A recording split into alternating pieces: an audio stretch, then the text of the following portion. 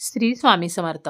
माघ महिन्यामध्ये येणारी गणेश जयंती ही माघी गणेश जयंती म्हणून ओळखली जाते. गणपती बाप्पांचा जन्मदिवस म्हणजे माघी गणेश जयंती. यंदा 2026 मध्ये गुरुवारी 22 जानेवारीला माघी गणेश जयंती आलेली आहे. हा दिवस तिलकुंद चतुर्थी म्हणून सुद्धा ओळखला जातो. गणपती हे विविध नावांनी ओळखले जातात, जसं की विनायक, गणेश, अथर्व. गणपती हे माता पार्वती व भगवान शिवशंकर यांचे पुत्र आहेत. आणि गणपती बाप्पा आपल्या भक्तांना कधीच निराश करत नाहीत. थोड्याशा भक्तिभावाने जर आपण गणपती बाप्पांची पूजा केली तर बाप्पा हे प्रसन्न होतात आणि आपल्या मनोकामना 100% पूर्ण करत असतात. माघ महिन्यातील शुक्ल चतुर्थीचा दिवस हा माघी गणेश जयंती म्हणून साजरा केला जातो. काही भागांमध्ये 1.5 दिवसीय गणेश मूर्तीची स्थापना सुद्धा केली जाते. अशा या माघी गणेश जयंतीच्या दिवशी पृथ्वीवरील गणेश तत्व हे नेहमीपेक्षा सहस्रपटीने जास्त असते.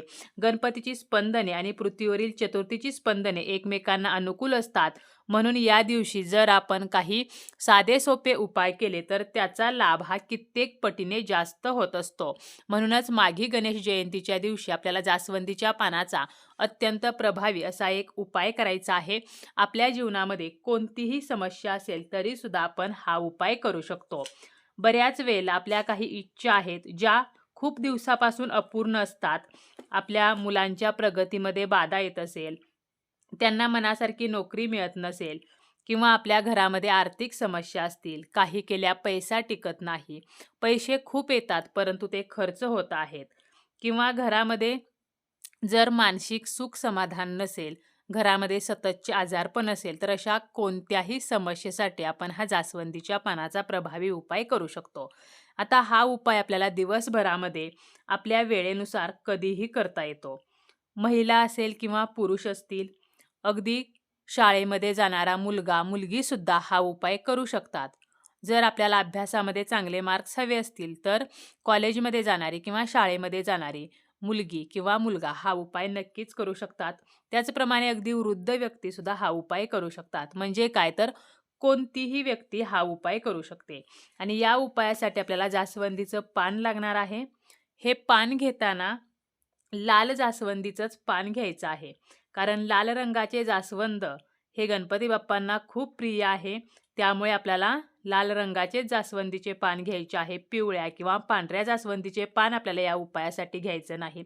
आपल्याला जर चांगला रिझल्ट हवा असेल तर आवर्जून लाल जास्वंदीचं पान घ्यायचं आहे. यासोबतच आपल्याला जास्वंदीची एक काडी जी आहे तर ती सुद्धा घ्यायची आहे किंवा आपण दुर्वाची काडी जरी घेतली तरी सुद्धा चालेल. हे पान आपल्याला घरी घेऊन यायचं आहे. त्यानंतर आपल्याला गणपती बाप्पांची पूजा करायची आहे किंवा जरी आपण अगोदर गणपती बाप्पांची पूजा केली आणि त्यानंतर आपण दिवसभरामध्ये कधीही हे पान घरी आणून त्याचा उपाय केला तरी सुद्धा चालेल. हे पान आपल्याला घरी आणल्यानंतर सर्वप्रथम स्वच्छ धुवायचं आहे. जर आपल्याकडे गंगाजल असेल तर पाण्यामध्ये थोडंसं गंगाजल टाकायचं आणि हे पान स्वच्छ धुवून घ्यायचं आहे. त्यानंतर आपल्याला ज्या ठिकाणी आपण बाप्पांची पूजा केलेली आहे, आपण या दिवशी सेपरेट बाप्पांची पूजा करू शकतो किंवा देवघरामध्ये पूजा केली तरी चालेल. तर गणपती बाप्पांसमोर आपल्याला आसन घेऊन बसायचं आहे. आपल्याला हळदी कुंकू लावायचं आहे. तुपाचा दिवा आपल्याला लावून घ्यायचा आहे. त्यानंतर आपण जे पान घेतलेलं आहे, तर ते पान आपल्याला कोरडं करून घ्यायचं आहे. थोडंसं कुंकू आपल्याला ओलं करून घ्यायचं आहे. एका छोट्या वाटीमध्ये आपण हे कुंकू ओलं करून घेतलं तरी चालेल. आणि त्यानंतर दुर्वाची काडी घ्यायची आहे किंवा जास्वंदीची एक आपल्याला काडी घ्यायची आहे आणि या पानावरती आपल्याला आपली इच्छा ही एका शब्दामध्ये लिहायची आहे. आपली इच्छा जी आहे तर ती कोणतीही इच्छा असू शकते. जसं की आपल्याला जर घरामध्ये पैसा हवा असेल तर आपण पैसा लिहू शकतो, आरोग्य लिहू शकतो किंवा इतर ज्या इच्छा आहेत, मुलांची प्रगती असेल किंवा मुले जर हा उपाय करणार असतील तर अभ्यासात प्रगती किंवा नोकरीमध्ये जर आपल्याला काही अडचण असेल तर नोकरी, व्यवसाय, प्रमोशन. तर असं 1 ते 2 शब्दामध्ये आपल्याला आपली इच्छा जी आहे तर ती या पानावरती लिहायची आहे. त्यानंतर गणपती बाप्पांची ज्या ठिकाणी मूर्ती आहे किंवा फोटो आहे तर त्यासमोर आपल्याला एक लाल रंगाचं कापड अंतरायचं आहे आणि त्यावरती आपल्याला हे पान ठेवायचं आहे.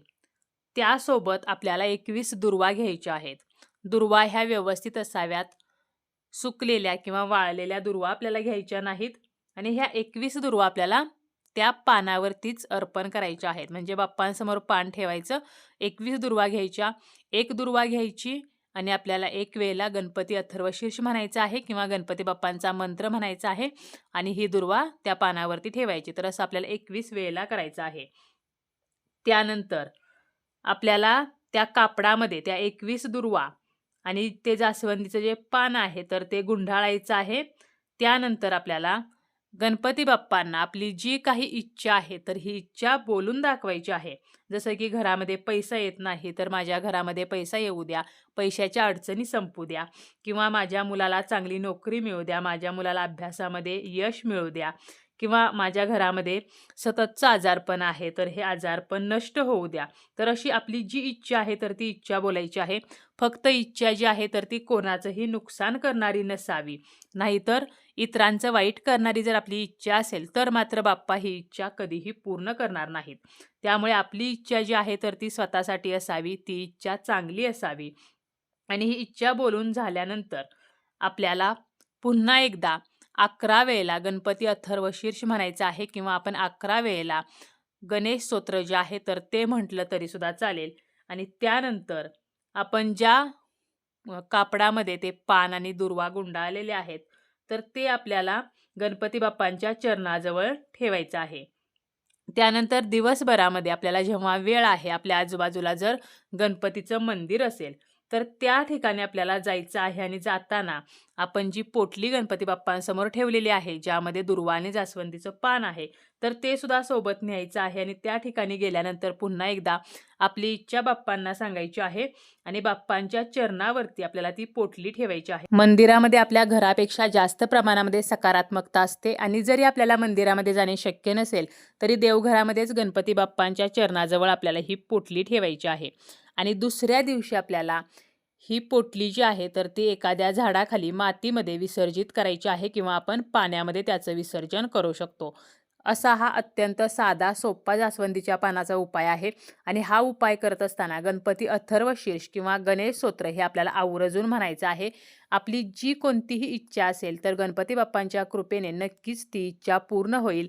पूर्ण भक्तिभावाने आणि श्रद्धेने आपल्याला हा उपाय करायचा आहे.